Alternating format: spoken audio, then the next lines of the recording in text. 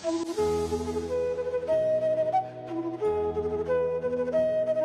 1. The language of devotion. Have you ever given something small, maybe a smile, a cup of tea, a few minutes of your time, and felt like it meant everything to the other person?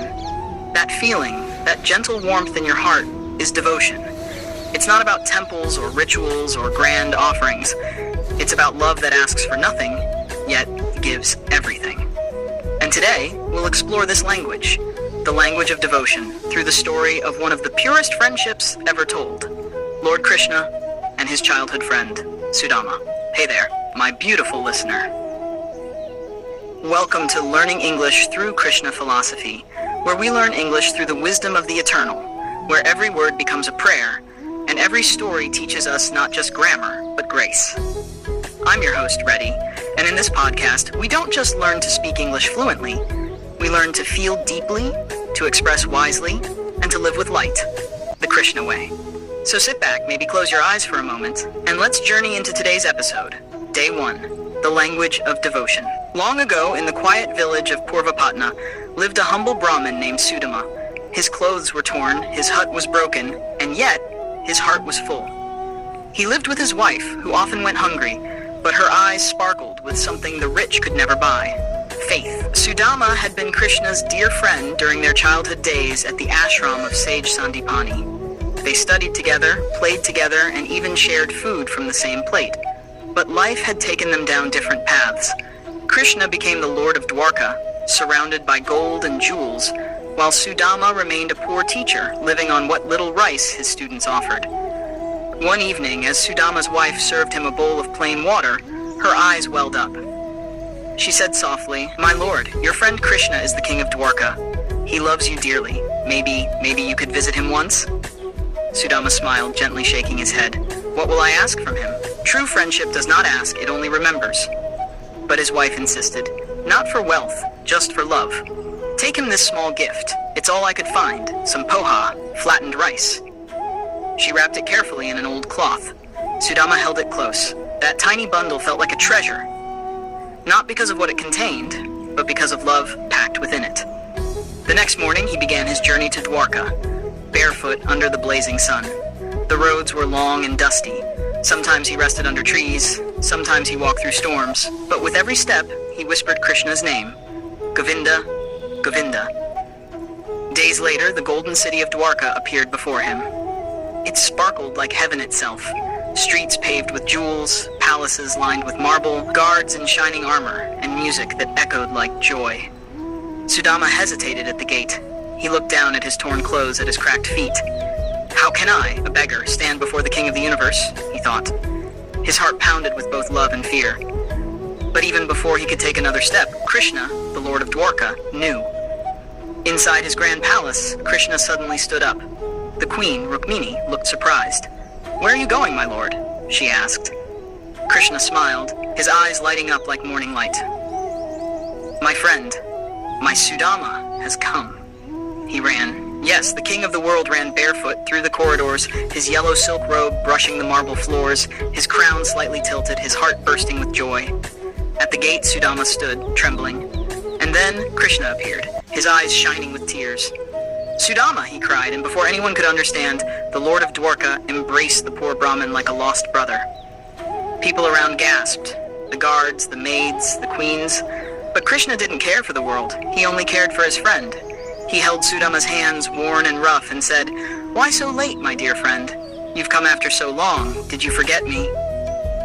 Sudama's voice shook. "How could I, my lord? But look at me, I am unworthy to stand before you." Krishna smiled. "You are worthy because your heart is pure. Come, let me wash away the dust of your journey." And then, the unimaginable happened.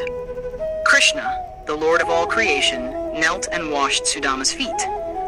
Tears fell from Krishna's eyes as he did it, because he wasn't washing dust. He was washing years of love, pain, and distance. Rukmini, the queen herself, brought food and water. Krishna made Sudama sit on the royal couch and fanned him like a brother would. Then Krishna noticed the small cloth bundle Sudama was hiding behind him. "What is that?" Krishna asked with a playful smile. Sudama tried to hide it, blushing. "Oh, no, my lord, it's nothing. Just something small my wife sent." Krishna laughed gently. For me, even one grain given with love is greater than all the jewels of Dwarka. He took the bundle, unwrapped it, and saw the poha. His eyes lit up with delight. Ah, my favorite, he exclaimed, and he took a handful, eating it with the joy of a child. Rukmini smiled softly. My lord, will you not share some with me? Krishna replied.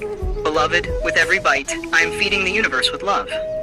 And with that single act, a handful of rice, Krishna blessed Sudama's life forever. When Sudama finally left Dwarka, he didn't ask for anything. Not gold, not land, not gifts. He only bowed, whispering, Your love is enough. But when he reached home, the tiny hut had turned into a shining palace. His wife, once dressed in rags, now wore silk. Children played in the courtyard. Sudama fell to his knees, tears streaming down. He realized that Krishna didn't just fill his home with wealth. He filled his heart with devotion. That's the true meaning of bhakti, giving love freely without asking what comes back. Now take a deep breath. Think of one person in your life who has given you something small, a smile, a moment, a memory, but it stayed with you forever. That, my friend, is devotion in disguise. When we act from love, every little thing becomes sacred. So when you speak English or any language, remember, it's not about perfect grammar, it's about speaking with a pure heart. Let's now learn some beautiful English words that capture today's emotions. 1. Devotion, noun. Deep love and loyalty. Sudama's devotion to Krishna was beyond measure. 2. Gratitude. Thankfulness that comes from the heart. He expressed gratitude through his humble words. 3. Selfless, adjective, giving without expecting anything in return. True friendship is selfless. 4. Compassion, noun. Feeling another person's pain and wishing to ease it. Krishna's compassion reached even the smallest being. 5. Humility, noun. The quality of being humble. Krishna showed humility by washing his friend's feet. 6. Contentment, noun. Peaceful happiness. Sudama found contentment in Krishna's love. 7. Blessing, noun. Something good that you are thankful for. Their friendship was a divine blessing. 8. Sacred, adjective. Holy or deeply respected. That moment between Krishna and Sudama was sacred. 9. Reverence, noun. Deep respect mixed with love. He bowed with reverence before Krishna. 10. Faith, noun. Trust in something even when you can't see the result. Faith kept Sudama walking through the storms. Reflection and summary. So, what have we learned today? We learned that devotion isn't measured by how much you give, but by how pure your heart is when you give it. Sudama didn't bring gold, he brought love. And Krishna didn't give him wealth, he gave him divine friendship. We learned 10 beautiful English words that carry that same energy. Devotion, gratitude, selfless, compassion, humility, contentment, blessing, sacred, reverence, and faith. Use them not just in your sentences, but in your life. Language becomes powerful when the heart behind it is kind. So let your words carry warmth, let your actions carry love, and let your devotion speak louder than any sound. You've been listening to Learning English Through Krishna Philosophy with Reddy, where every word blooms with wisdom.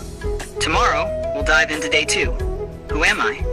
We'll explore how Krishna guides us to discover our real identity, and learn English expressions to describe emotions, personality, and the self. Until then, stay humble, stay devoted, and let your words whisper love into the world.